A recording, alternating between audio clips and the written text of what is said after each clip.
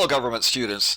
We finished our last video with this slide, and I just want to touch on this a little bit more, especially that last bullet point. There have been, as you know, recent accusations by the losing candidates blaming their loss on partisan voting machines or the makers of those voting machines. This is something that can be dangerous, and I just want to stress this.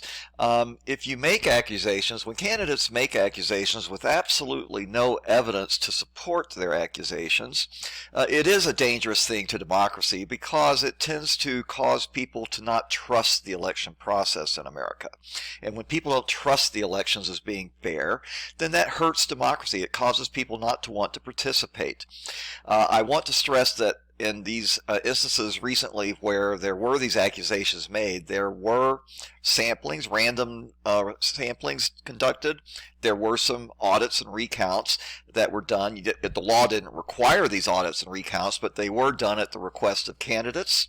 And those audits and recounts all confirmed that the elections had been done accurately. The count had been accurate. So I do want to just stress that it is dangerous when accusations are made without evidence. But I would also say, look at that cartoon there. Diebold is a company that has made voting machines, and this cartoon suggests that they do not have open-sourced software. Their software is proprietary, so you almost have to trust that their software is in fact counting the votes as they should be counted. But it is secret software. It is not open source software. Now, that doesn't mean that you still can't have a recount or an audit of the results. Just because you don't have open source software does not mean that you can't audit what the machines did. So, again, perhaps if we had more open source software, some of that distrust could go away. But regardless, as long as we can conduct recounts and audits, at the request of a losing candidate or a winning candidate, it should alleviate some of those concerns. Okay, now, what I want to do today is finish today by looking at some demographics of voting in America. And this will be a pretty short presentation, and you really don't need to write much down, just maybe take one or two little notes about who votes and who doesn't. So, excuse me. This graph here shows voter turnout in all the elections going all the way back to our very first presidential election in 1789. That's the election that elected President Washington. Look how low the voter turnout was. The blue line is presidential election voter turnout.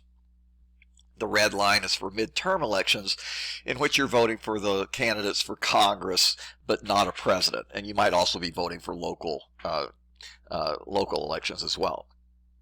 So the voter turnout was very low early on in our nation's history, and then it starts to go up fairly rapidly in the 1820s. And in the 1820s, this is when you had Andrew Jackson building the Democratic Party. And the Democratic Party, Jackson's party, was in fact the first what you would call a modern political party that really made an effort to get mass support among the people. Prior to that, a lot of people just didn't care much. They didn't get engaged, but that was one successful innovation of Andrew Jackson and the early Democrats, getting engagement of the population into the election process. And you can see the elections are going pretty well. I mean, there's, a good high turnout of 80%, which is excellent. And then you see that turnout goes down. And interestingly, that turnout in the elections is going down simultaneously with women getting the right to vote. So what you had here is a situation where women were given the right to vote, but they found it difficult to actually exercise their right to vote in those early years. They found it difficult to get away from their duties within the household, caring for the children, doing all the cooking for the men who were off at work. So voter turnout among women initially was really quite low, and that causes the overall turnout of Americans to go down quite a bit beginning around the turn of the 1900s. The process improves a little bit as time proceeds along in the 20th century. And then, as you can see here, the election turnout, this is actually showing the election turnout in the election of 2016. This is the off-year election 2018, and unfortunately this graph does not show the 2020 turnout, but if it did, you would see that it went up pretty significantly right about here, I believe. So the turnout in 2020 was about 68%, 67, 68%, which is higher than it had been for over 100 years. So we did have a pretty good turnout in that 2020 election.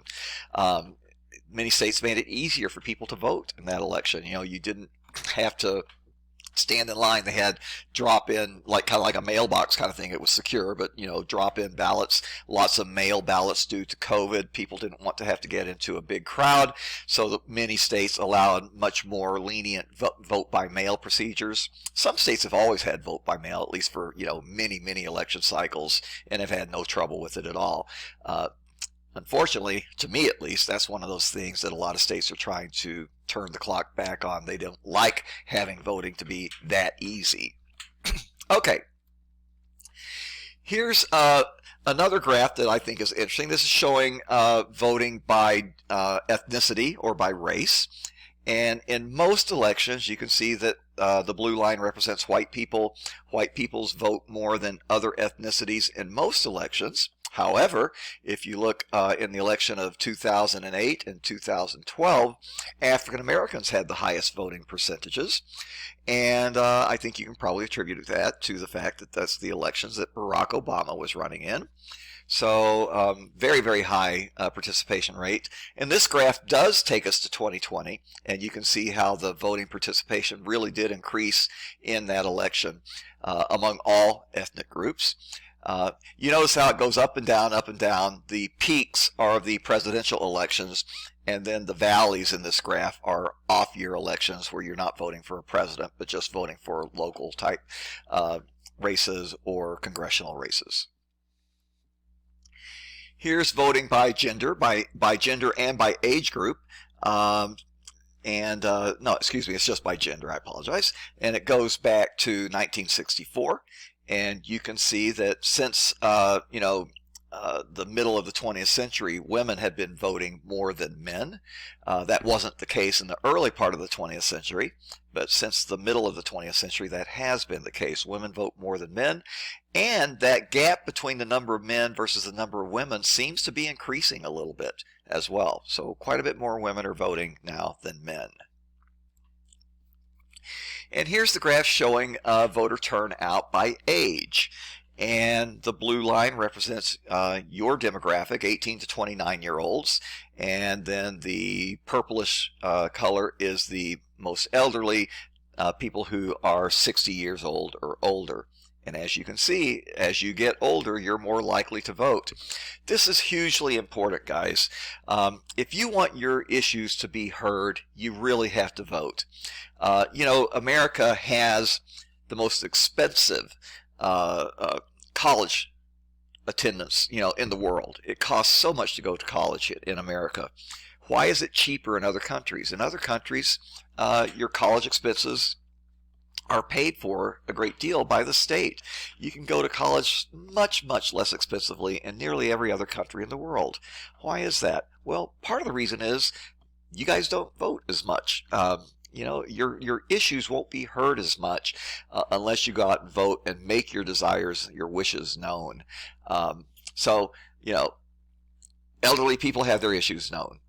We have, if you get older, you've got great Medicare services. You got good health care services through Medicare. Social Security, you're going to have decent Social Security because, you vote. These elderly people vote. And if you start messing with their benefits, they're going to vote you out of office. So it's really important that you get out there and vote. And don't just vote. Make your voice heard. Write to your congressman. Write to your senator. Write to your legislator in Springfield. Make your voice heard. And things will happen. But you have to do that as a group. You have to do it collectively.